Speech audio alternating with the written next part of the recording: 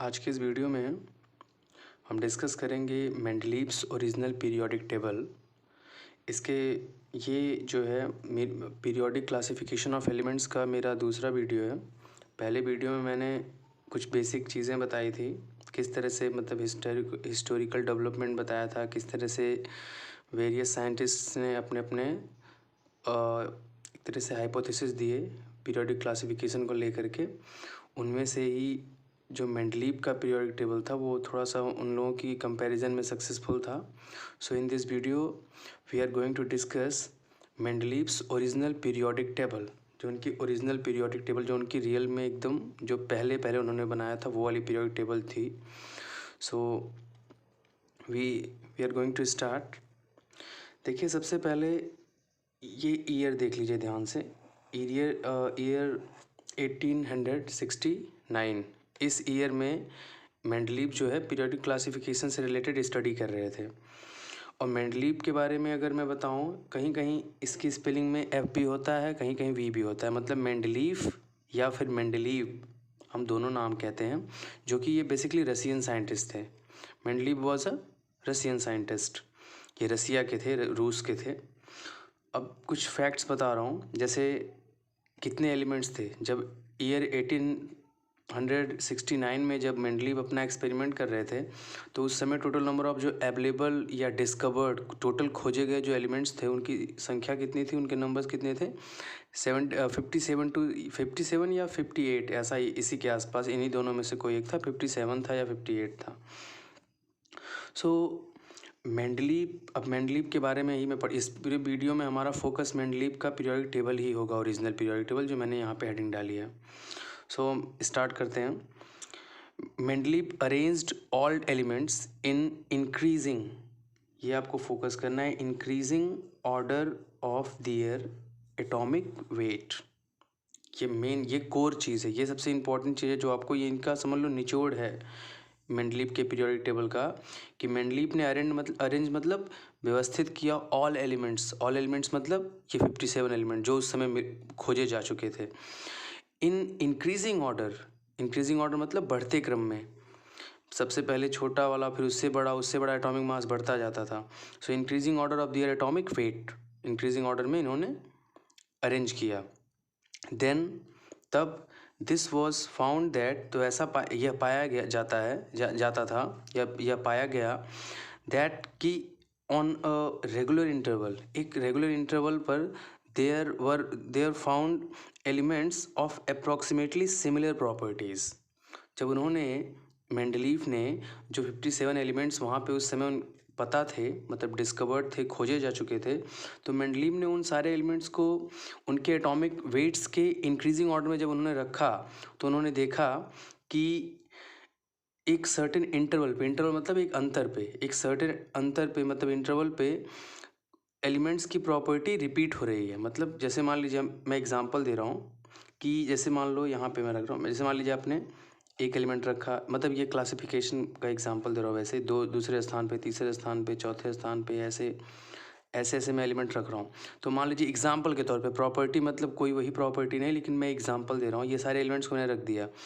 तो हमने देखा कि ये वाला पहला वाला एलिमेंट जो है, मान लीजिए खट्टा है, खट्टा मतलब एक तरह से सौर, खट्टा एक एग्जांपल दे रहा हूँ मैं। तो अगर इंटरवल, रेगुलर इंटरवल क्या होता है, जैसे मान लीजिए हर 2 एलिमेंट के बाद फिर खट्टा आ जाए, जैसे एलिमेंट को आपने increasing order their atomic weight के रूप में अरेंज किया, तो पहला एलिमेंट खट्टा था, इसकी प्रॉपर्टी है कि पहला एलिमेंट खट्टा है, तो दूसरा नहीं खट्टा होगा, तीसरा भी नहीं खट्टा होगा, लेकिन चौथा फिर खट्टा हो जाएगा, तो ये फिर खट्टा हो गया, तो फिर ऐसे फिर 1 2 फिर ये वाला खट्टा हो गया। तो मतलब सर्टेन इंटरवल, देखो 2 2 के अंतर पे ही वही प्रॉपर्टी बार बार आ रही है। तो ये चीज़ मेंडलीव ने पाया। ओके, तो मेंडलीव ने ये कहा कि मेंडलीव ने अपना पर्सनल एक्सपीरियंस दिया एक्सपेरिमेंट के थ्रू, कि जब मैंने ये सारे डिस्कवर्ड जो 57 या 58 एलिमेंट्स थे, उनको जब उन्होंने उनकी क्योंकि हर एलिमेंट का क्या होता है, एटॉमिक वेट और एटॉमिक नंबर होता है, लेकिन उस समय जब इनिशियल स्टेज ऑफ क्लासिफिकेशन चल रहा था, तो atomic weight was very popular in compare to the atomic number. तो एटॉमिक नंबर पता था, एटॉमिक नंबर, क्योंकि रदरफोर्ड का जब मॉडल आया था, तो रदरफोर्ड या उनका जो एटॉमिक थियरी था उसमें उन्होंने बताया था कि एटॉमिक वेट्स के बारे में लिस्ट जारी की थी, तो जिसकी वजह से या बोर्स एटॉमिक मॉडल जो आया था, so that was there.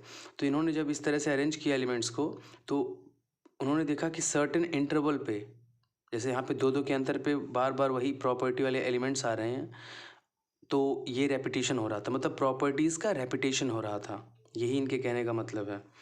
Then this was found, तो मैंने आपको बता दिया कि रेगुलर इंटरवल पे, on a regular interval there found the elements, वहाँ पे देयर वर फाउंड, यहाँ पे एक्चुअली होना चाहिए there were found elements of approximately, मतलब लगभग, मैं एग्जैक्ट नहीं कह रहा हूँ कि एकदम एकदम वही प्रॉपर्टी, लेकिन कुछ प्रॉपर्टीज़, क्योंकि एक एलिमेंट से जुड़ी बहुत सारी प्रॉपर्टीज़ हो सकती हैं। इस एलिमेंट में खट्टा मीठा, ये एग्जांपल देना, ऐसे बहुत तरह की प्रॉपर्टीज़ होती हैं, तो उनमें से मैक्सिमम प्रॉपर्टीज इससे मैच कर जाएंगे।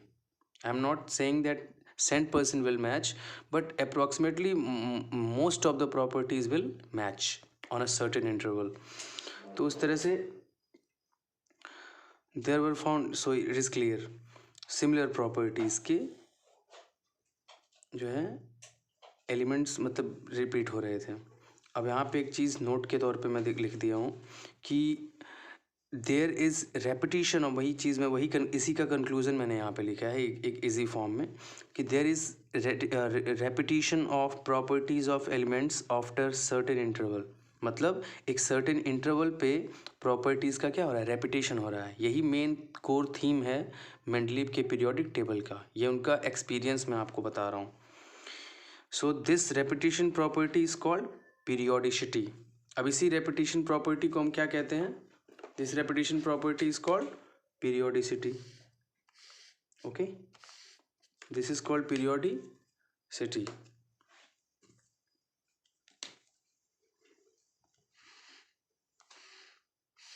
periodicity.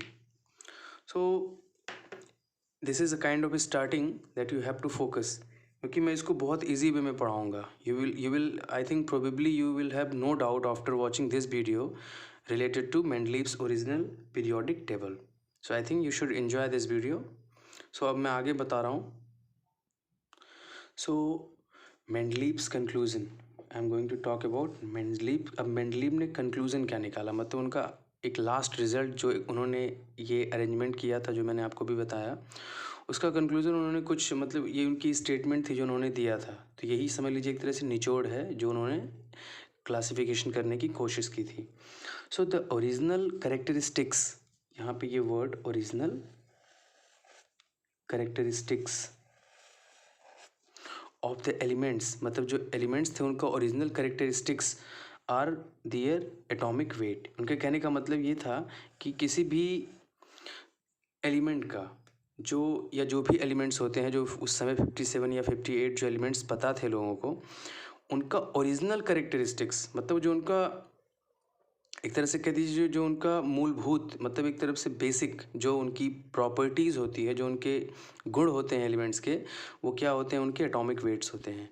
ऐसा इन्होंने क्यों कहा, ऐसा इन्होंने इसलिए कहा क्योंकि एटॉमिक वेट के ही इंक्रीजिंग ऑर्डर में इन्होंने रखा था, तो एटॉमिक वेट ही अलग अलग होने पे ही प्रॉपर्टीज़ चेंज हो रही थी। तो इनके कहने का ये मतलब था एक तरह से कि ओरिजिनल कैरेक्टरिस्टिक्स, मतलब किसी भी एलिमेंट में मेन प्रॉपर्टी उसका एटॉमिक वेट होता है, और बाकी सारी जो प्रॉपर्टीज़ होती हैं उस एटॉमिक वेट का ही रिजल्ट होती हैं।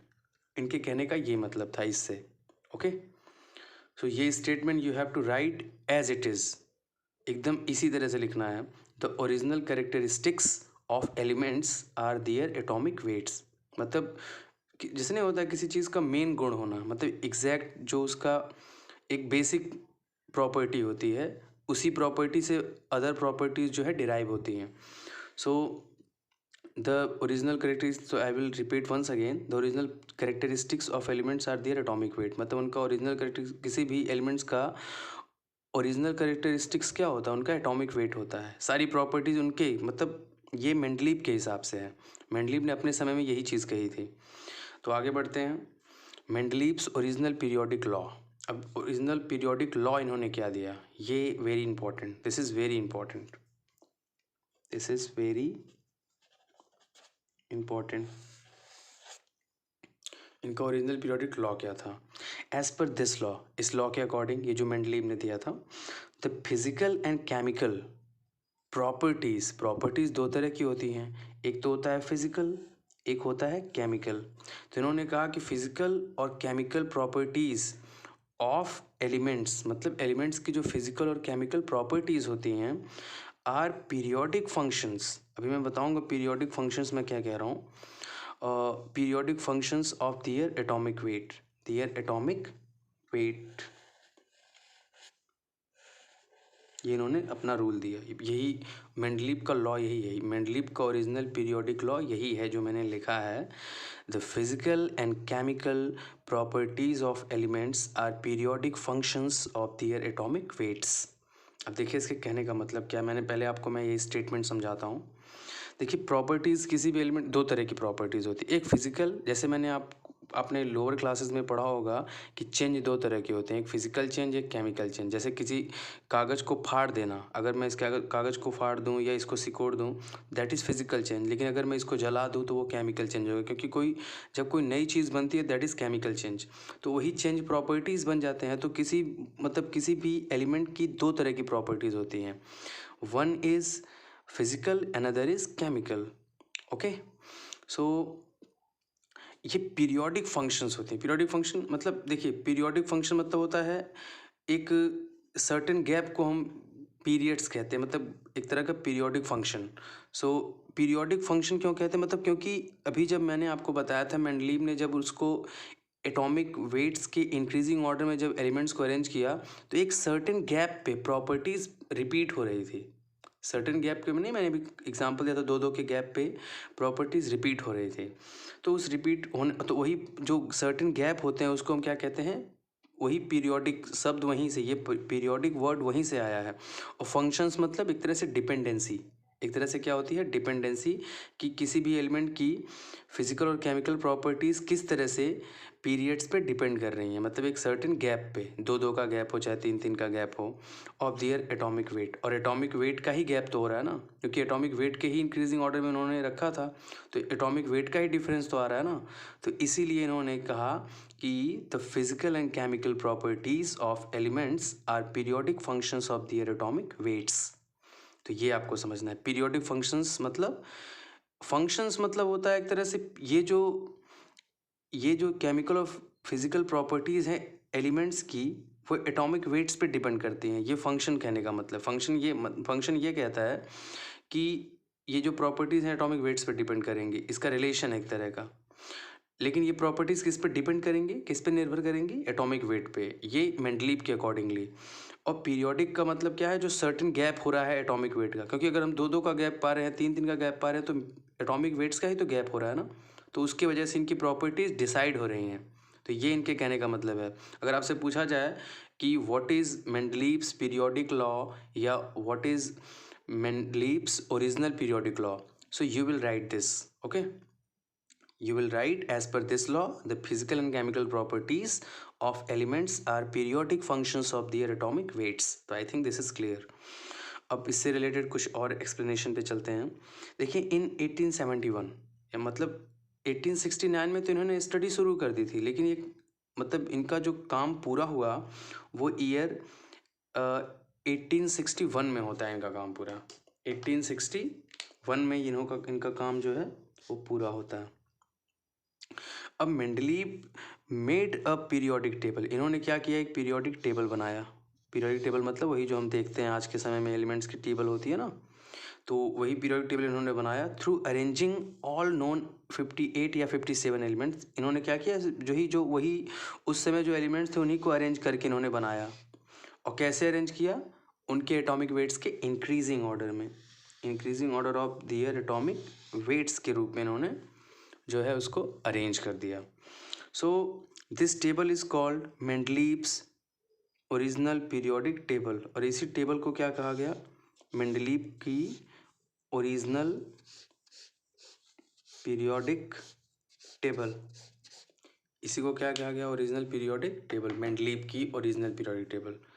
तो इसी रूल को इन्होंने फॉलो करके अरेंज किया, और इन्होंने जो भी उसके पीछे एक्सपेरिमेंट किया, अरेंज किया, फिर उन्होंने प्रॉपर्टीज़ को ऑब्जर्व किया, चाहे वो फिजिकल प्रॉपर्टीज़ हो या केमिकल प्रॉपर्टीज़ हो, और उन्होंने देखा कैसे एक खास गैप पे जब हम एलिमेंट्स को अरेंज करते हैं इंक्रीजिंग ऑर्डर में, एक खास गैप पे प्रॉपर्टीज़ रिपीट हो रही हैं।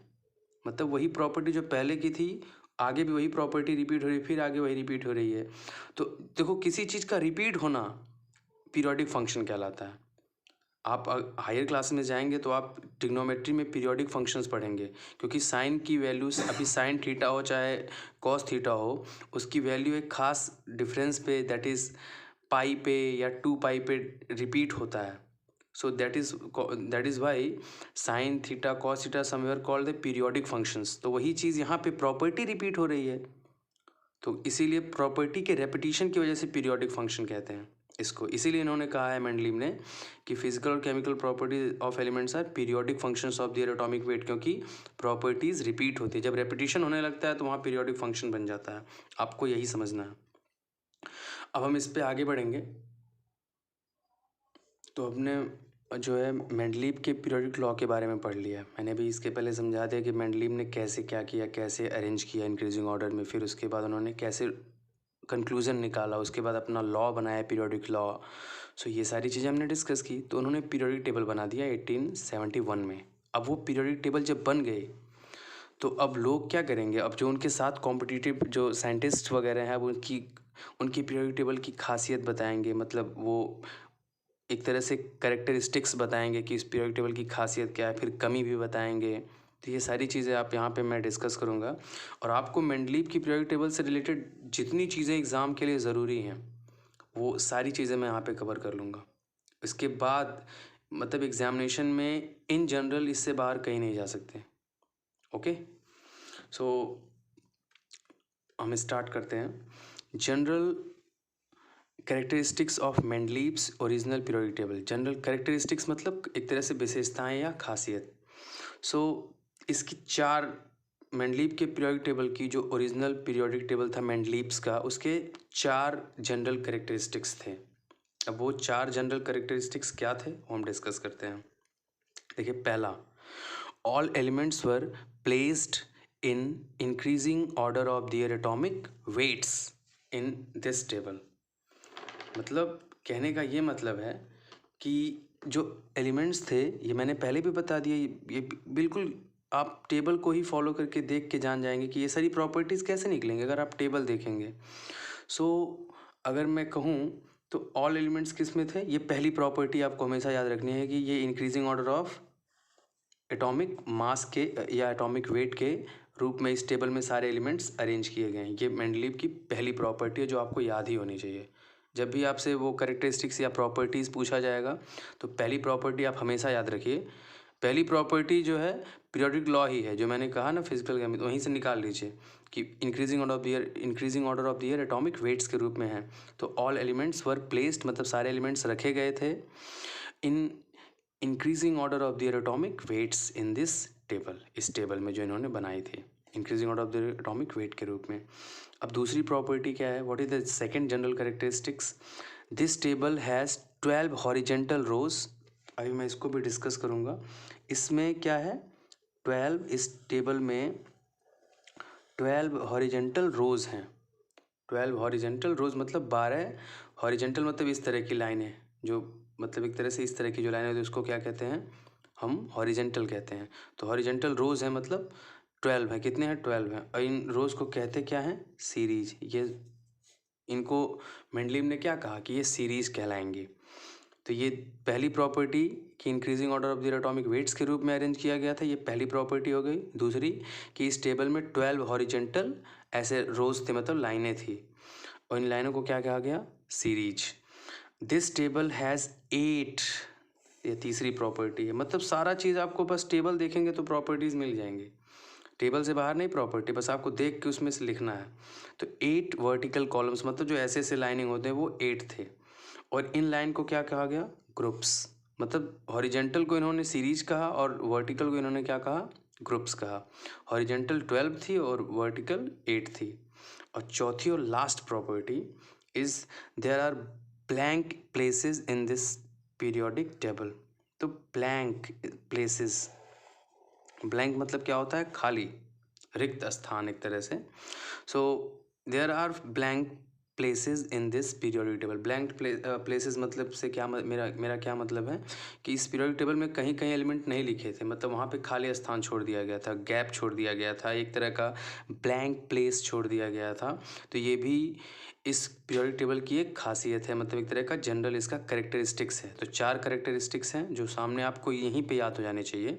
कि पहला क्या है कि all elements were placed in increasing order of their atomic weights in this table. Second is what कि this table has 12 horizontal rows which were called series. This table has 8 vertical columns which were called groups. And last property is what? Last characteristics is that there are blank spaces, मतलब खाली स्थान in this periodic table. So ऐसा क्यों है, मैंने यहाँ पे side में एक्सप्लेन किया है कि ब्लैंक प्लेसेस क्यों हैं, क्यों पड़े ब्लैंक प्लेसेस। इसके पीछे रीज़न क्या है? बिकॉज ऑफ बाउंडेशन। एक बाउंडेशन मतलब एक तरह से समझ लीजिए इनकी व्यवस्था थी, या एक तरह से कह लीजिए कि ये बाउंडेड थे, मतलब एक तरह से बंधे हुए थे कुछ रूल के तहत जो इन्होंने ही बनाया था। वो रूल मैं आपको बता रहा हूँ। बिकॉज जिसकी वजह से प्लेस छोड़ना पड़ा इनको, एलिमेंट वहाँ पे नहीं लिखने पड़े किसी कारण से। वो कारण यही है, because of the boundation of placing the elements of same properties in same group. क्योंकि इनको एक बाउंडेशन था जो इन्होंने खुद कहा था कि सेम प्रॉपर्टीज़ के एलिमेंट्स को ये सेम ग्रुप में रखना चाहते थे। मतलब एक ग्रुप में हमेशा सेम प्रॉपर्टी वाले ही एलिमेंट आएंगे। जो ऐसे लाइन खींची गई थी वही था, तो उसमें एक कॉलम में सेम प्रॉपर्टी के ही ग्रुप के एलिमेंट रखे जाएंगे, मतलब ग्रुप में। अगर खट्टा है तो खट्टे खट्टे खट्टे, लाइक दैट। सो ये बेसिक इनका था। और एग्जाम्पल में अगर आपको दे दूँ, एग्जाम्पल अगर मैं आपको दूंगा तो कैल्शियम है जिसका एटॉमिक वेट कितना है, 40 है। उस समय 40 था, अभी भी वही है। और टाइटेनियम Ti मतलब ये 48 है। अब इसके पीछे की स्टोरी मैं आपको समझाता हूँ कि अभी आपको यहीं पे इसकी वजह से गैप क्रिएट होगा। अभी ब्लैंक स्पेस आपको पीरियड, अब मैं आपको मेंडलीव ने जो पीरियोडिक टेबल बनाई थी, मैंने पीछे बनाया है तो मैं आपको अभी दिखाऊंगा। सो हम समझते हैं कि ब्लैंक प्लेसेस क्यों आए। तो कारण क्या था ब्लैंक प्लेसेस आने का, कि इनकी एक मजबूरी थी मेंडलीव की कि इनको एक ग्रुप में सेम प्रॉपर्टी वाले ही एलिमेंट रखने थे। उसमें दूसरी प्रॉपर्टी का एलिमेंट नहीं रख सकते जिनकी प्रॉपर्टी ग्रुप के बाकी एलिमेंट से अलग हो। तो इसी वजह से इनको प्लेस छोड़ना पड़ा। तो अब देखते हैं कि पीरियोडिक टेबल दिखाता हूँ मैं आपको, फिर मैं आपको समझाता हूँ कि कैल्शियम और टाइटेनियम किस प्रकार से ब्लैंक स्पेस बनाते हैं, इनकी वजह से ब्लैंक स्पेस बनता है। अब देखिए ये मैंने मेंडलीव्स की ओरिजिनल पीरियोडिक टेबल बनाई है, मतलब मेंडलीव ने यही पीरियोडिक टेबल बनाई थी एंड मैंने भी वही बनाया है। सो मैं आपको समझाता हूँ। अब जैसे प्रॉपर्टीज़ की बात करते हैं, जितनी प्रॉपर्टीज़ या जितने जनरल कैरेक्टरिस्टिक्स, मतलब 4 मैंने भी पीछे लिखे हैं ना, आप यहीं से देख के समझ जाएंगे कि वो कैसे मैंने निकाले। देखिए पहली प्रॉपर्टी थी कि सारे एलिमेंट्स को इन्होंने increasing order of their atomic weight के रूप में रखा है। अब जैसे कि मैंने यहाँ पे एलिमेंट्स लिखा है और उनके आगे पहले ऐसा ही लिखा जाता था, पहले जैसे आज के समय में नीचे लिखा जाता है ना एटॉमिक नंबर एटॉमिक मास को, तो यहाँ पे ऐसा नहीं होता था। एटॉमिक नंबर पे तो लोग ध्यान ही नहीं, क्योंकि इन्होंने एटॉमिक मास पे ही फोकस किया था, यानी वेट पे, इसलिए इन्होंने एटॉमिक नंबर नहीं लिखा मेंडलीव ने। लेकिन आगे देखिए H1 मतलब हाइड्रोजन का एटॉमिक मास या वेट क्या होता है, 1 होता है। लिथियम का 7 एंड सोडियम का 23। तो ये सारी चीज़ें मैंने सब लिखा हुआ है यहाँ पे। तो आप इंक्रीजिंग ऑर्डर में है ना, देखिए 1 7 23 इस तरह से बढ़ता जा रहा है। ऐसे इधर बढ़ेंगे तभी बढ़ता ही जाएगा। तो चाहे टेबल में नीचे आइए चाहे इधर साइड में बढ़िए, एटॉमिक वेट क्या था इनके हिसाब से बढ़ता ही जाता था, क्योंकि इन्होंने ऐसे ही अरेंज किया था। तो ये पहली प्रॉपर्टी आपको यहाँ से दिख गई ना इसी टेबल से। दूसरी प्रॉपर्टी इन्होंने ये बताया था, दूसरा मतलब प्रॉपर्टीज़ कहो चाहे कैरेक्टरिस्टिक्स कहिए, जनरल कैरेक्टरिस्टिक दोनों बात एक ही है। दूसरी प्रॉपर्टी या कैरेक्टरिस्टिक्स वो था कि इसमें 12 मतलब 12 हॉरिजेंटल रोज हैं। तो देखिए यहाँ पे 12 है ना, अगर आप इसको देखेंगे तो यहाँ पे ये देखिए 12 तक मैंने लिखा है। तो ये 12 यहाँ पे क्या है, हॉरिजेंटल रोज है। इनको क्या कहते हैं, इन्होंने क्या कहा था इन्होंने कहा था कि ये सीरीज कहलाएंगे, यानी ये सीरीज है। यहाँ पे कितनी सीरीज हैं, 12 सीरीज। ये देखिए मैंने यहाँ पे लिखा है सीरीज, तो ये नीचे वाले सीरीज हैं। उसके बाद इन्होंने कहा था कि यहाँ पे 8 वर्टिकल कॉलम्स हैं। तो देखिए यहाँ से देख लीजिए 1 2 3 4 5, देखिए 8 तक है। तो ये वर्टिकल कॉलम्स क्या थे, ग्रुप्स थे। तो ये ग्रुप्स हैं और ये क्या है, सीरीज हैं। Okay, so this was the structure of Mendeleev's original periodic table.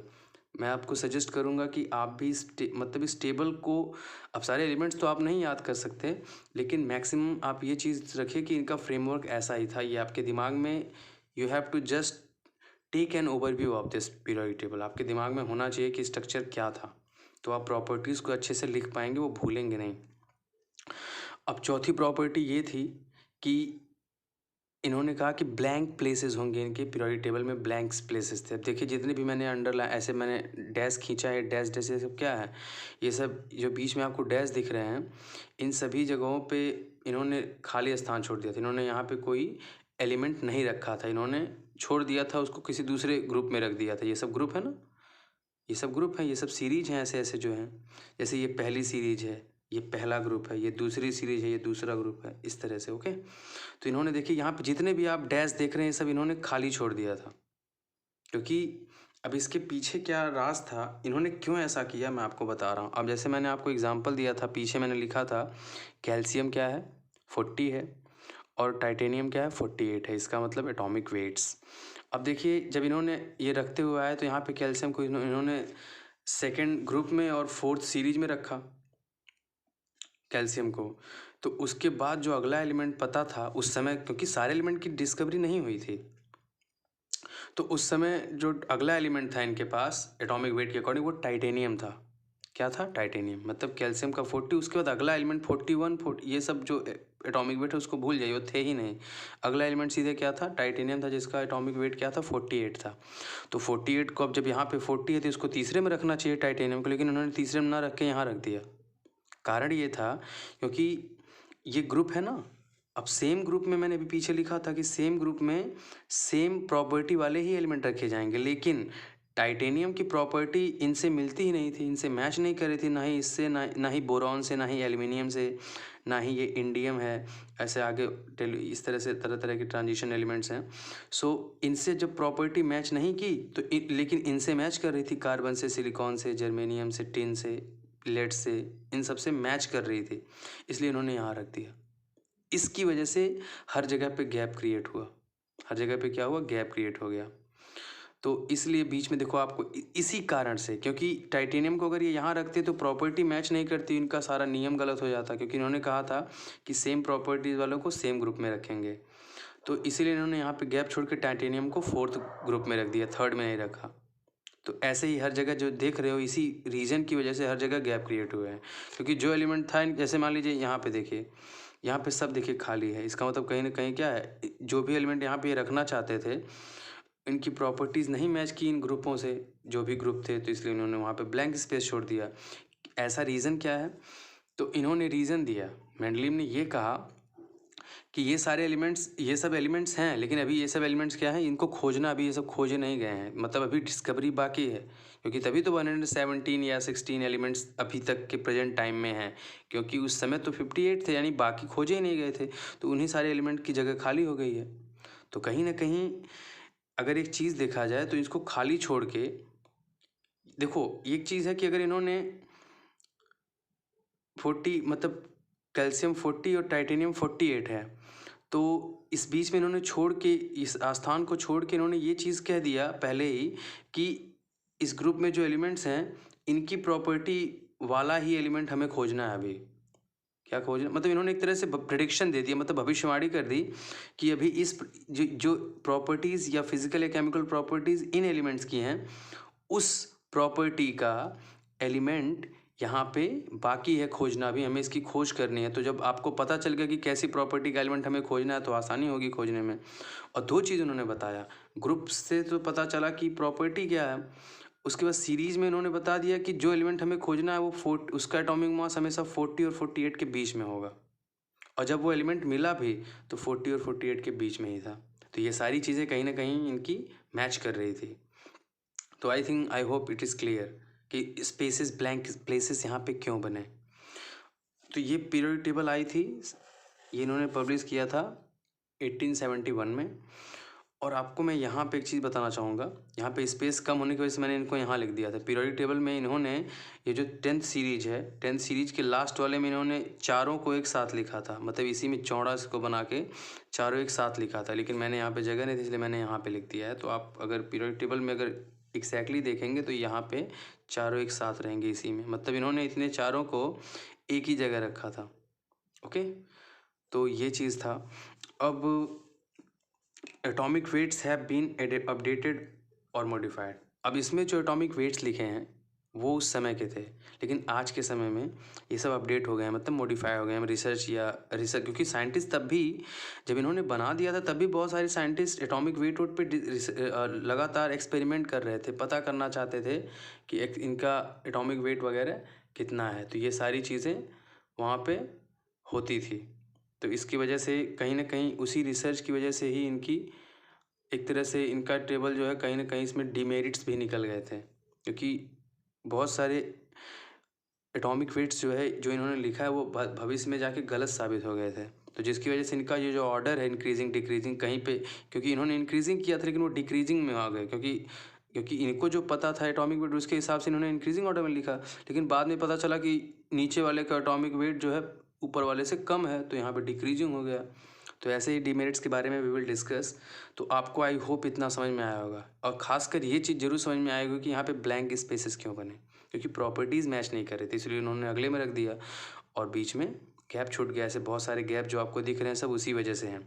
लेकिन इस गैप की वजह से दो चीज़ें निकल के आती हैं कि पहली चीज़ कि हमें जो अगला एलिमेंट खोजना है वो उसकी प्रॉपर्टी क्या होगी और उसका एटॉमिक वेट क्या होगा, इन्होंने अपने टेबल के थ्रू समझाने की कोशिश की। तो हम आप आगे देखते हैं। अब आगे देखेंगे हम। अब हम देखेंगे कि advantages of Mendeleev's original periodic table. अब इस टेबल के क्या क्या एडवांटेजेस थे ये भी हमारे लिए इम्पोर्टेंट है कि इस टेबल से एडवांटेजेस मतलब क्या हमें फ़ायदे हुए जो लोगों ने एनालाइज़ किए। तो इसके बेसिकली 3 फ़ायदे थे जो आपको याद करने हैं, जो आपको यहीं समझ लेना है, यहीं पे याद हो जाना चाहिए इसी वक्त जिस वक्त आप वीडियो देख रहे हैं। पहला था कन्वीनियंस मतलब क्या होता है, सुविधा। कन्वीनियंस मतलब क्या होता है, सुविधा। In study of properties of elements, study मतलब अध्ययन में, प्रॉपर्टी मतलब उनके गुणों को एलिमेंट्स के। पहला फ़ायदा ये हुआ कि किसी भी एलिमेंट की प्रॉपर्टीज़ को स्टडी करने में ये आसानी सुविधा हो गई जब मेंडलीव के पीरियोडिक टेबल से, क्योंकि सीधी सी बात है जब इन्होंने एक ग्रुप में जब ऐसे ग्रुप था सेम प्रॉपर्टीज़ के एलिमेंट रखे हैं तो आप एक के बारे में स्टडी कर लो एक एलिमेंट को तो आप सीधे ऑब्जर्व कर सकते हो कि सारे एलिमेंट की वही प्रॉपर्टी होगी।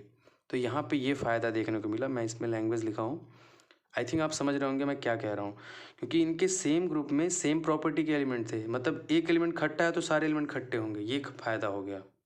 तो स्टडी आसान हो गया, और टेबल नहीं बनती तो सबको अलग रखते, सबको आपको टेस्ट करना पड़ता कि क्या है कैसे है। So the study of the physical and chemical properties of elements became easy.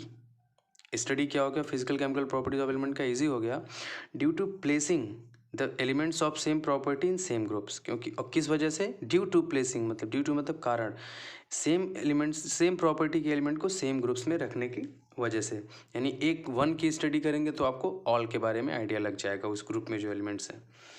अब दूसरी प्रॉपर्टी क्या थी, दूसरी प्रॉपर्टी ये थी कि helpful to find actual atomic weights of elements. अब ये कैसे था मैं इसके बारे में भी अभी डिस्कस कर रहा हूँ।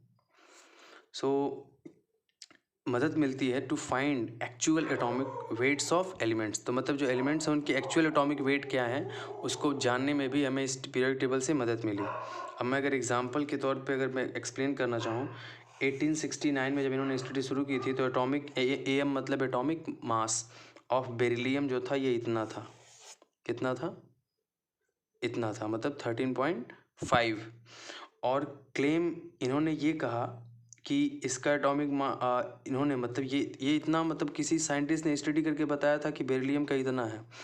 और एटॉमिक मास इन्होंने मेंडलीव ने क्या कहा, मेंडलीव ने प्रॉपर्टीज़ के हिसाब से कहा, अभी मैं बता रहा हूँ कि इसका एटॉमिक मास 13.5 नहीं 9.4 होना चाहिए। अब इन्होंने कैसे कहा, अब इसके पीछे मैं आपको रीज़न बताता हूँ तो आप समझेंगे। पहले हम पीरियोडिक टेबल में आपको दिखाता हूँ तो मैं आपको एक्सप्लेन करता हूँ। अब आप पीरियोडिक टेबल देखिए, पीरियोडिक टेबल में जो मेंडलीव की पीरियोडिक टेबल है वहाँ पे बेरिलियम कहाँ है, बेरिलियम देखिए यहाँ पे है, ये बेरिलियम है BE 9.4, क्योंकि इन्होंने 9.4 ही लिखा है। ऐसा इन्होंने क्यों किया मैं आपको बता रहा हूँ। देखिए ऐसा इन्होंने इसलिए किया कि लिथियम का कितना है, लिथियम का जो एटॉमिक वेट है वो 7 है और बेरिलियम के पहले लोग कितना बता रहे थे 13.5, लेकिन इसकी प्रॉपर्टीज़ जो 13.5 की वजह से इसको इधर होना चाहिए या इधर कहीं होना चाहिए, 5वें ग्रुप में या कहीं और होना चाहिए या चौथे में होना चाहिए, ऐसा कुछ जो पहले पता थे क्योंकि 13.5 के अकॉर्डिंग। लेकिन इसकी जो प्रॉपर्टीज़ थी बेरिलियम की वो इन ग्रुप वाले एलिमेंट से मैच करती थी, मतलब मैग्नीशियम से इसको रखना चाहिए इसमें चौथे में, लेकिन इसकी प्रॉपर्टी चौथे वाले से मैच ही नहीं कर रही थी, मैच कर रही थी इससे। तो मेंडलीव ने कहा कि मेंडलीव ने सोचा कि इसका मतलब इसके एटॉमिक वेट में कुछ ना कुछ गलती है या इसका एटॉमिक वेट जो लोगों ने पता किया वो गलत है। तो इसलिए इन्होंने क्लेम किया कि इसका एटॉमिक वेट ये नहीं होगा, इसका एटॉमिक वेट 13.5 ना होकर के, क्योंकि इसकी प्रॉपर्टीज इससे मैच कर रही हैं। तो क्या है, इसका एटॉमिक वेट जो है 9.4 होना चाहिए, जो कि लिथियम और बोरॉन के बीच में होना चाहिए। तो बाद में तो इन्होंने क्लेम करके लिख दिया, और बाद में जब एक्सपेरिमेंट किया गया, रिसर्च किया गया अदर साइंटिस्ट के द्वारा, तो ये बात सही भी निकली। बेरिलियम का एटॉमिक वेट जो है एक्सपेरिमेंट के थ्रू पता चला कि 9.4 ही होगा, न कि 13.5। तो कहीं ना कहीं आप देखिए कि इनके पीरियोडिक टेबल से ये फ़ायदा हुआ ना, कई सारे एलिमेंट्स के एटॉमिक वेट्स गलत थे, तो इनकी टेबल की वजह से, क्योंकि सेम प्रॉपर्टी वाला फंडा लगा के इन्होंने चेक कर लिया कि इनके एटॉमिक मास में कुछ ना कुछ गड़बड़ी है, तो लोग स्टडी किए तो बाद में पता चला कि हाँ यही सही है कि 9.4 होगा। तो ऐसे बहुत सारे एलिमेंट्स के जो गलत एटॉमिक मास थे उससे इनको फ़ायदा हुआ, लेकिन कहीं कहीं इनको नुकसान भी हो, वो भी मैं अभी डीमेरिट में बताऊंगा कि उसी वजह से इनका ये फ्लॉप भी हो गया। कहीं ना कहीं फ्लॉप तो पूरा नहीं कहेंगे, लेकिन कमियाँ इसमें भी निकल गई। तो ये चीज़ आपको इस टेबल से समझ में आया होगा, आई होप। सो अब फिर से हम आगे बढ़ते हैं। सो पहली जो है, पहला एडवांटेज मैंने आपको बता दिया, मैंने टेबल भी दिखा दिया आपको, बेरिलियम का एग्जांपल भी मैंने आपको समझा दिया। So now we start. So मैं दूसरा भी तो मैंने आपको बता ही दिया, क्योंकि दूसरे को भी मैंने क्लियर कर दिया। सो हेल्पफुल, अगला तीसरा फ़ायदा क्या है, helpful to discover new elements and in research. एक तो हुआ कि नए एलिमेंट्स को खोजने में मदद मिली, क्योंकि जो इन्होंने खाली प्लेस छोड़ दिया था, तो इन्होंने यही कह दिया कि कोई ना कोई एलिमेंट ऐसा है जो अभी हम खोज नहीं पाए हैं, तो लोगों को एक मोटिवेशन मिला कि हाँ हो सकता है ये ऐसा है, तो हमें एलिमेंट खोजना चाहिए। और खोजने में आसानी इसलिए होगी क्योंकि इन्होंने बता दिया कि जो एलिमेंट गायब है, अभी हमें पता नहीं चला है, वो इस ग्रुप से है, तो उस ग्रुप के जो अदर एलिमेंट जो पता है उसकी प्रॉपर्टी भी वैसे ही होगी। जो नहीं मिला है तो उस प्रॉपर्टी, जब आपको पता चल जाएगा किस प्रॉपर्टी का एलिमेंट मुझे खोजना है, डिस्कवरी करना है, तो वो भी आसान हो जाएगा। और प्लस जिस ग्रुप में पढ़ रहा है तो उसके आसपास के एलिमेंट को देख करके एटॉमिक वेट उनके बीच में होगा, तो एटॉमिक वेट का भी आइडिया लग गया लगभग कि किस एटॉमिक वेट का एलिमेंट हमें खोजना है, तो कहीं ना कहीं स्टडी और इजी हो गई। तो ये इनका तीसरा फ़ायदा था मेंडलीव के पीरियोडिक टेबल का। तो तीनों फ़ायदे मैंने आपको समझा दिए। अब जैसे मैं इस पर भी हो सके तो एग्जाम्पल देने की कोशिश करूँगा। सो देखिए, blank blank places blank spaces or places in Mendeleev's periodic table were related to those elements which were not discovered till that time। तो जो ब्लैंक स्पेसेस मतलब जो खाली स्थान थे पीरियोडिक टेबल में, उतने सारे डैश लाइन जो मैंने खींचे हैं मेंडलीव पीरियोडिक टेबल में, वो इस चीज़ से रिलेटेड थे कि जो वो एलिमेंट जो अभी तक खोजे, उस समय तक जो खोजे नहीं गए थे, उस एलिमेंट्स की ओर इशारा कर रहे थे। वो खाली स्थान मेंडलीव ने कहा कि वो एलिमेंट्स के लिए है जो अभी तक खोजे नहीं गए हैं, वो हमें अभी खोजना है। तो कहीं ना कहीं ये एक फ़ायदा, तो एक मोटिवेशन लोगों को मिला कि हाँ खोजना है। अब देखिए, द प्रिडिक्शन मतलब भविष्यवाणी, the prediction of properties of unknown elements and their atomic weights. तो इन्होंने पहले ही प्रिडिक्शन तो भविष्यवाणी करी दी थी, इन्होंने बता दिया था कि अगर इस ग्रुप का एलिमेंट गायब है, इसका मतलब उसकी प्रॉपर्टी क्या होगी वो भी आइडिया लग गया, क्योंकि उस ग्रुप में जो अदर एलिमेंट्स है उसी की तरह प्रॉपर्टी होगी, और एटॉमिक मास दो बगल वाले जो उनके बीच में होगा।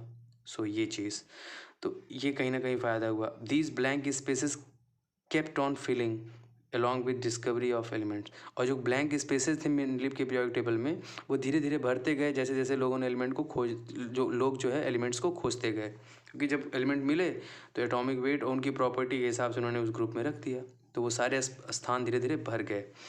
New discovered elements were in accordance with the predicted properties and atomic weight. और ख़ासियत ये थी कि जो मेंडलीव ने प्रिडिक्शन दिया था, वो प्रॉपर्टीज़ जो उन्होंने कहा था कि एलिमेंट्स के होंगे और जो एटॉमिक वेट उन्होंने बताया था एग्जैक्टली वैसे ही मिले थे।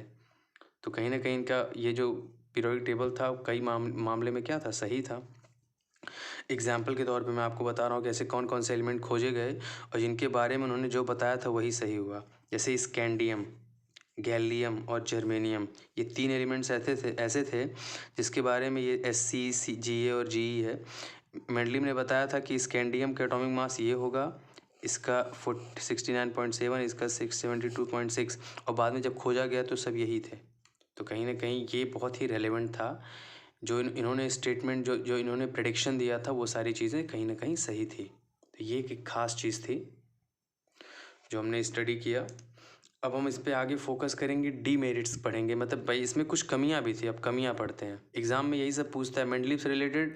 मेंडलीव की पीरियोडिक टेबल में मेंडलीव्स पीरियोडिक लॉ पूछेगा, उसके बाद जनरल कैरेक्टरिस्टिक्स पूछेगा, उसके बाद एडवांटेजेस पूछ सकता है, डीमेरिट्स पूछ सकता है। तो जो मैं आपको बता रहा हूँ you will write as it is and you will cent percent sure that you will get full marks. So we will discuss the demerits of, demerits मतलब कमियाँ, डीमेरिट्स कहिए या ड्राबैक्स कहिए। कभी कभी एग्जाम में ड्राबैक्स पूछ लेगा या डीमेरिट्स पूछ लेगा, दोनों का मतलब कमियाँ ही होता है। सो ड्राबैक्स और demerits of Mendeleev's original periodic table. So देखिए इसमें कितने ड्राबैक थे। पहला ड्राबैक ये है, पहला ड्रॉबैक ये था change in the order of atomic weights. Change in the order of atomic weights से मेरा क्या मतलब है कि इनका ऑर्डर क्या था, इनका ऑर्डर ये था कि एटॉमिक वेट के बढ़ते क्रम में यानी इंक्रीजिंग ऑर्डर में लिखा है। लेकिन जब साइंटिस्ट स्टडी कर रहे थे तो कई सारे साइंटिस्ट ने कई सारे एलिमेंट्स के जो उस समय एटॉमिक वेट थे उसको गलत साबित करके बताया कि ये नहीं होगा, ये होगा। मेंडलीव ने तो अपनी जगह पे सही किया था क्योंकि उस समय जो एटॉमिक वेट पता था उसके हिसाब से इन्होंने इंक्रीजिंग ऑर्डर में रख दिया। लेकिन बाद में पता चला कि एटॉमिक वेट ही गलत है, तो इनके हिसाब से तो पता चला जो जैसे इनका क्या था, इन्होंने रखा था जब, तो पहले ये वाला, तो नीचे वाले का हमेशा ऊपर वाले से एटॉमिक वेट ज़्यादा होता था। तो इन्होंने क्या किया कि रिसर्च के बाद पता चला कि इसका कुछ दूसरा है और ये दूसरा जो था ऊपर वाले से कम हो गया, तो ये इंक्रीजिंग ना होकर डिक्रीजिंग हो गया। तो कहीं ना कहीं ये इनके पीरियोडिक टेबल का मिस्टेक हो गया, क्योंकि बेसिक कॉन्सेप्ट ही जो इन्होंने कहा कि इंक्रीजिंग ऑर्डर में लिखेंगे, जो पीरियोडिक लॉ है इनका वही गलत हो गया। एक तरह से कहने का मतलब ये है। तो मैं इस पे लैंग्वेज भी लिखा हूँ, आप लोग लैंग्वेज की कमी नहीं पड़ेगी।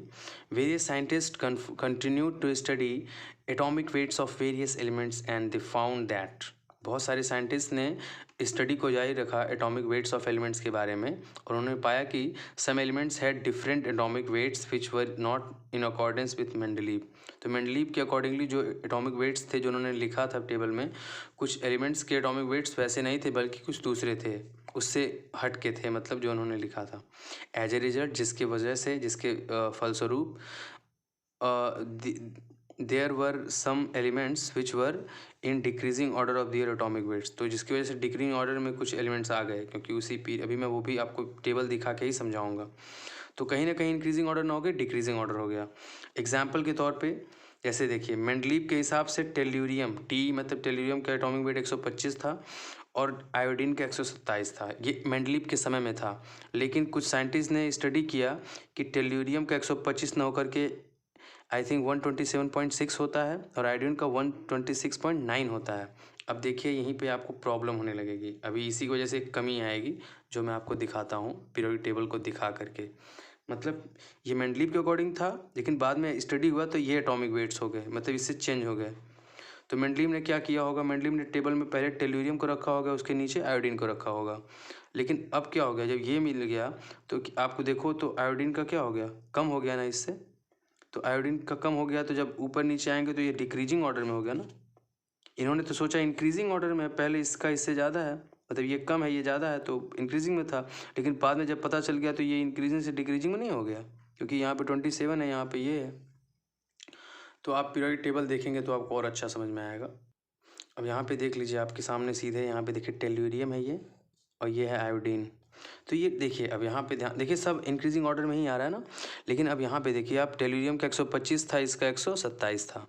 लेकिन जब रिसर्च हो गया तो रिसर्च वाला मैंने आपको दिखाया ही है, रिसर्च वाले में इसका टेल्यूरियम का शायद 127.6 था, इसका 126.9 था, आप देख लीजिएगा।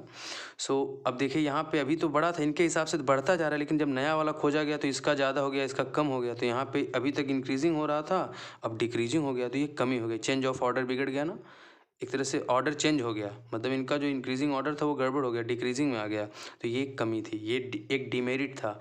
और ये आपको 100% श्योर याद रखना है कि change in the order of elements के ऑर्डर में चेंज आ गया, इंक्रीजिंग की जगह कहीं कहीं पे डिक्रीजिंग हो गया।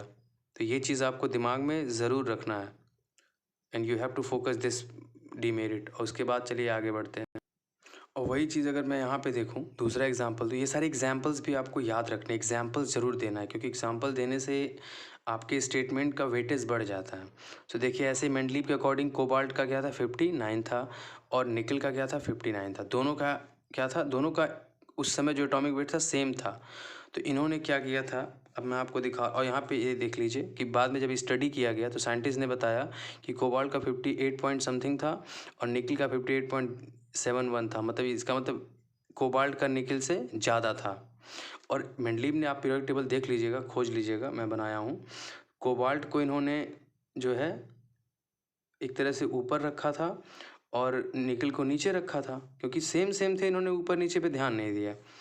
तो इसलिए जब ये मिल गया तो अब क्या हो गया, मतलब मेरे ख्याल से इन्होंने निकल को हाँ कोबाल्ट को ऊपर रखा था तो निकल को नीचे रखा था क्योंकि दोनों के बराबर थे। लेकिन बाद में निकल का जो है कम हो गया, कोबाल्ट का ज़्यादा हो गया, तो फिर डिक्रीजिंग ऑर्डर में आ गए। तो ये फॉल्ट था, चेंज ऑफ ऑर्डर हो गया एलिमेंट का। तो ये दोनों एग्जांपल आप टेबल में जाके देखेंगे तो आपको समझ में आ जाएगा। सबसे लास्ट में इस लाइन में होगा ये कोबाल्ट और निकल, तो उनके हिसाब से ये इसके हिसाब से रखे थे, लेकिन बाद में ये मिल गया तो डिक्रीजिंग ऑर्डर आ जाएगा। अब दूसरी जो डिमेरिट थी वो था lack of appropriate place for various elements. Lack of appropriate place for various elements, वो एप्रोप्रिएट प्लेस क्या थे अब मैं बता रहा हूँ। मतलब उचित स्थान नहीं मिले कुछ सारे, बहुत सारे एलिमेंट्स को मेंडलीव के पीरियोडिक टेबल में। जैसे एग्जांपल लेते हैं नोबल गैसेस। नोबल गैसेस क्या होती हैं, आर्गन, क्रिप्टॉन, जेनॉन, नियॉन, ये सब इनर्ट गैसेस या नोबल गैसेस, इनका कोई स्थान ही नहीं था, मतलब इन्होंने इसको रखा ही नहीं। हो सकता है उस समय खोज भी नहीं हुई हो, ये भी कारण हो सकता है। यानी इन्होंने, हालांकि इन्होंने स्थान ही नहीं दिया, यही सच्चाई थी। कुछ सारे एलिमेंट्स, सारे तो ऐसे थे नहीं कि मिले नहीं होंगे, कुछ मिले थे इसमें से, लेकिन उन्होंने इन पर ध्यान नहीं दिया। उसके बाद रेयर अर्थ एलिमेंट, कुछ रेयर अर्थ एलिमेंट होते हैं जो पृथ्वी अर्थ में रेयरली पाए जाते हैं, जैसे नियोडाइमियम, उसके बाद सीरियम, यट्रियम, लैंथेनम एक्सेट्रा। ये सारे एलिमेंट्स हैं, इनको इन्होंने, ये सारे एलिमेंट्स उस समय एग्जिस्ट करते थे लेकिन इन्होंने रखा ही नहीं। तो ये दूसरा हो गया कि lack of appropriate places for various elements, ये दूसरी कमी है, ये आपको याद रखना, एग्जाम्पल्स याद रखने हैं। तीसरा क्या था, discovery of isotopes and isobar. Isotopes isobar के बारे में आई होप आपको पता होगा। आइसोटोप्स ऐसे दो एलिमेंट्स होते हैं जिनका एटॉमिक नंबर तो सेम होता है लेकिन एटॉमिक वेट डिफरेंट होता है। और आइसोटोप्स वो दो एलिमेंट्स होते हैं जिनका, दो या दो से अधिक एलिमेंट जिनका एटॉमिक वेट तो सेम होता है बट एटॉमिक नंबर अलग होते हैं। अब इसकी वजह से बहुत बड़ा क्रैश होगा इनका रूल टूटेगा। अभी मैं दिखाता हूँ कैसे। देखिए, discovery of isotopes and isobar justified that atomic mass is not the fundamental characteristics of elements. Okay, कहीं ना कहीं जो है मास, क्योंकि अब मास पे डिपेंडेंसी नहीं है, क्योंकि आइसोटोप्स क्या होते हैं, अब इस पे मैं डिस्कस कर रहा हूँ कि देखिए यहाँ पे कंक्लूजन क्या निकलता है, ये ध्यान दीजिएगा कि इन्होंने क्या कहा था कि ओरिजिनल कैरेक्टरिस्टिक्स, आप याद करिए मैंने अभी बताया है कि शुरुआत में बताया कि ओरिजिनल मेंडलीव के अकॉर्डिंगली किसी भी एलिमेंट का ओरिजिनल कैरेक्टरिस्टिक्स उसका एटॉमिक वेट होता है, लेकिन यहाँ पे गलत हो गया। अब कैसे गलत हुआ मैं बता रहा हूँ, तो इस पर हम आगे बढ़ेंगे। कैसे गलत हुआ देखते हैं। देखिए आइसोटोप्स क्या होते हैं, आइसोटोप्स का डिफरेंट एटॉमिक वेट्स, आइसोटोप्स का एटॉमिक नंबर तो सेम होता है लेकिन एटॉमिक वेट डिफरेंट होता है, ये तो डेफिनेटली श्योर है। लेकिन इनकी प्रॉपर्टीज़ सेम होती हैं। प्रॉपर्टीज़ क्या होती हैं, ये बहुत इंपॉर्टेंट पॉइंट मैंने यहाँ पे लिखा है कि आइसोटोप्स के एटॉमिक वेट्स तो डिफरेंट होते हैं लेकिन इनकी प्रॉपर्टीज़ तब भी सेम होती है। दोनों खट्टे खट्टे ही होते हैं लेकिन एटॉमिक नंबर सेम होता है, दोनों की प्रॉपर्टी सेम होती है लेकिन एटॉमिक वेट डिफरेंट होता है। और मेंडलीव के अकॉर्डिंग ये था कि अगर दो एलिमेंट्स के एटॉमिक वेट डिफरेंट है तो उनकी प्रॉपर्टीज़ भी डिफरेंट होंगी। मतलब अगर कोई दो एलिमेंट्स हैं, उनके एटॉमिक वेट्स अगर अलग अलग है तो उनकी प्रॉपर्टी कभी भी सेम नहीं हो सकती, क्योंकि ओरिजिनल कैरेक्टरिस्टिक्स एटॉमिक वेट होता है। एटॉमिक वेट अगर अलग है तो प्रॉपर्टीज़ अलग होंगी। और यहीं पे ये गलत हो गया क्योंकि एटॉमिक वेट तो यहाँ पे अलग अलग है लेकिन प्रॉपर्टीज़ सेम है। इसका मतलब प्रॉपर्टीज़ जो है एटॉमिक वेट पर डिपेंड नहीं करती हैं। तो यहीं पे इनका बेसिक चीज़ गलत हो गया, तो ये कहीं ना कहीं डिमेरिट हुआ ना। ऐसे आइसोबार्स पे आ जाइए।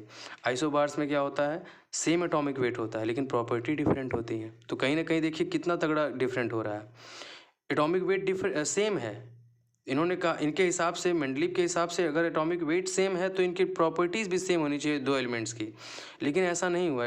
यहाँ पे क्या था, डिफरेंट एटॉमिक वेट थे, प्रॉपर्टी सेम थी, यहाँ पे सेम एटॉमिक वेट है, प्रॉपर्टी डिफरेंट हो गई। तो समझ लीजिए इनके ऊपर तो डबल धक्का इनको लगा। तो अब इस पे आगे बढ़ते हैं। तो आई थिंक आपको समझ में आ गया कि मैं क्या कह रहा हूँ। कहीं ना कहीं इनका पूरा रूल गलत हो रहा है, क्योंकि इनके हिसाब से प्रॉपर्टीज़ किस पे डिपेंड करती हैं, एटॉमिक वेट्स पे, लेकिन यहाँ पे ऐसा है ही नहीं।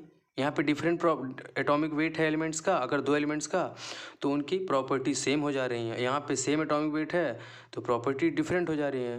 बल्कि मेंडलीव के अकॉर्डिंग यहाँ पे अगर एटॉमिक वेट सेम है तो प्रॉपर्टी सेम होनी चाहिए, यहाँ पे डिफरेंट है एटॉमिक वेट तो प्रॉपर्टीज भी डिफरेंट होनी चाहिए, लेकिन एग्जैक्टली उल्टा हो रहा है। तो ये एक तरह से इनकी कमी रही।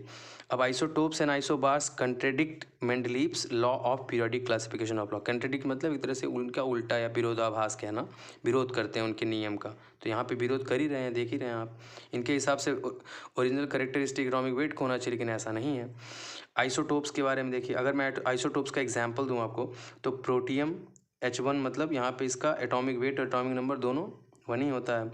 ड्यूटेरियम, ये हाइड्रोजन के क्या है, आइसोटोप्स हैं, प्रोटियम, ड्यूटेरियम और ट्राइटियम। अब देखिए तीनों का एटॉमिक नंबर तो देखिए एटॉमिक नंबर 111 ही होता है, लेकिन इनका एटॉमिक मास 123 होता है। तो एटॉमिक मास अलग है, लेकिन इनकी प्रॉपर्टी सेम होती हैं। जिस प्रॉपर्टी का प्रोटियम होता है उसी का ड्यूटेरियम होता है, उसी का ट्राइटियम होता है। तो आइसोटोप्स अलग अलग एटॉमिक वेट के, लेकिन इनकी प्रॉपर्टी सेम हो गई। तो ये एग्जाम्पल हो गया। ऐसे ही नेक्स्ट पे आइसोबार्स का भी मैं एग्जांपल ले रहा हूँ। अब आइसोबार्स क्या होते हैं, आइसोबार्स के एटॉमिक वेट सेम होते हैं बट एटॉमिक नंबर डिफरेंट होते हैं। तो जैसे कैल्शियम है और पोटेशियम है। अब देखिए कैल्शियम का एटॉमिक वेट होता है 40 और पोटेशियम का भी एटॉमिक वेट होता है 40, लेकिन इनके एटॉमिक नंबर 20 और 19 होते हैं। तो इनका एटॉमिक वेट तो सेम है, तो मेंडलीव के अकॉर्डिंग इनकी प्रॉपर्टी भी सेम होनी चाहिए, क्योंकि ओरिजिनल कैरेक्टरिस्टिक्स क्या होता है किसी एलिमेंट का मेंडलीव के अकॉर्डिंग, एटॉमिक वेट्स। अगर एटॉमिक वेट सेम है तो प्रॉपर्टी सेम होनी चाहिए, लेकिन यहाँ पे प्रॉपर्टी डिफरेंट होती है, अलग अलग होती है।